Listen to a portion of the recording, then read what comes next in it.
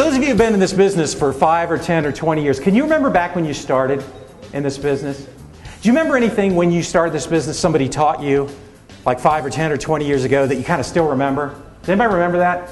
Just a little tip or a little something you learned?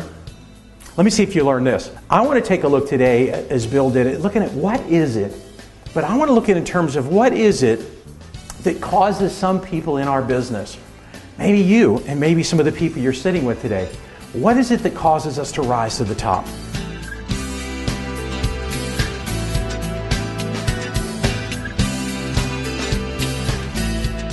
So here's our first little workshop assignment. I need you to get somebody at your table. It doesn't matter who, okay? This is a really easy job. It doesn't pay much, but it's an easy job. There are a bunch of pens laying around. Just get somebody with a pen. I don't care who it is. Just get somebody with a pen and ask them to write down what you say, okay? Bob's going to do this. You're going to share with them what you think the 5 C's of success are. And for every one you get right, Bill is going to give you a $20 bill. No, I'm just kidding. This is going to cost you a lot of money, my friend.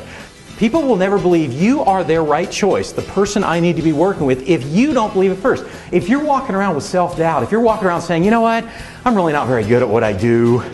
I'm really not that smart. I'm not that experienced. I really don't know the market that well. That lack of confidence will show through, not just in your interactions with your customers, but in your inability to social network.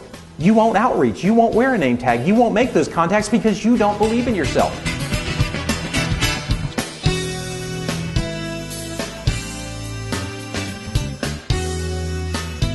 The second key to success, what is it for the people who are successful in this business, is the ability to create and sustain contacts with people. You guys learned a long time ago that selling is a numbers business. It just is. It is a numbers business of how many people you know and how many contacts you make every single day.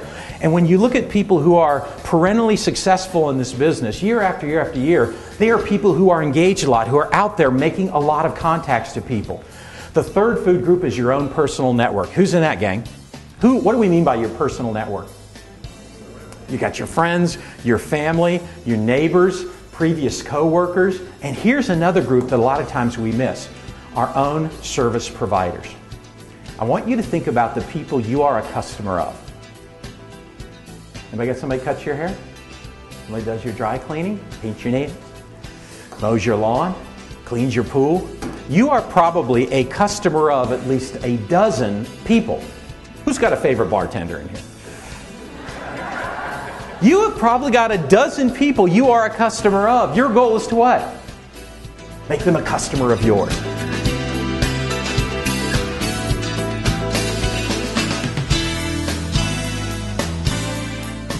What is the third C of success?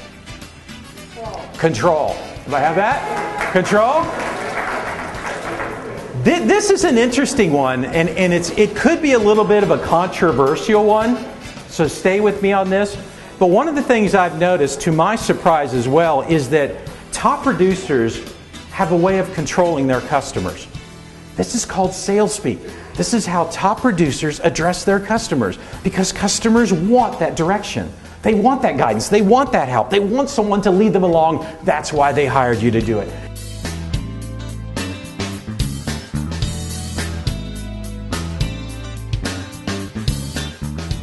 One of the things that make people in this industry truly extraordinary is that they do things with ridiculous consistency.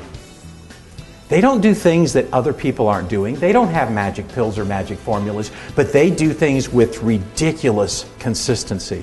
Hand out 1 business card a day, make 2 telephone calls a day, send out 3 mailers a day. If you have a 99% failure rate, you will still end up with 13 to 16 more sales a year. Turn to your friends at your table and say, wow, wow, wow. 13, how many of you would like to have that, seriously? 13 to 16 more sales every year. How many would you like to have that? Okay, a few of you would. That's good, that's good. All right, let me test this, by the way, because I should have tested this from the beginning. How many of you refuse to raise your hand at seminars? Raise your hand just so I can see that.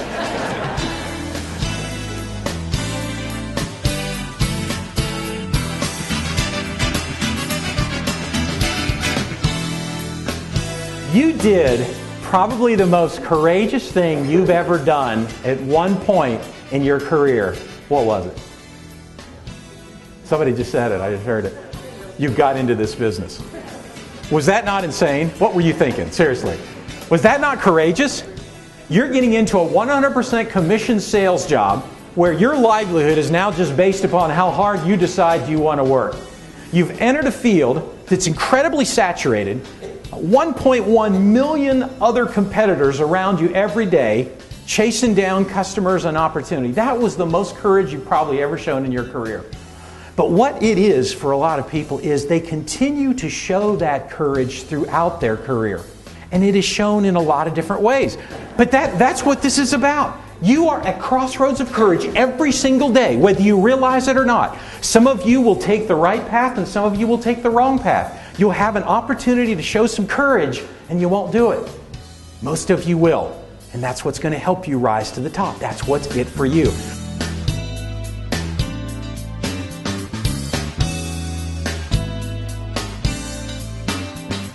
You got to be willing to leave mediocrity behind. Now that's tough for a lot of us because sometimes that means leaving some of our friends behind. Leaving our friends behind. If I truly want to rise to the top, I will never rise to the top in the association of people on the bottom because they will pull me down.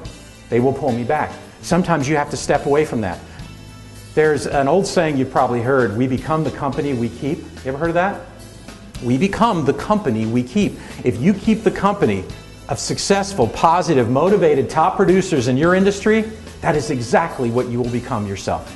It is the courage to be able to recognize that. It's the courage to realize that you don't stop at mediocrity. You don't stop when you get comfortable. If you want more, you do more, you get more, you enjoy more.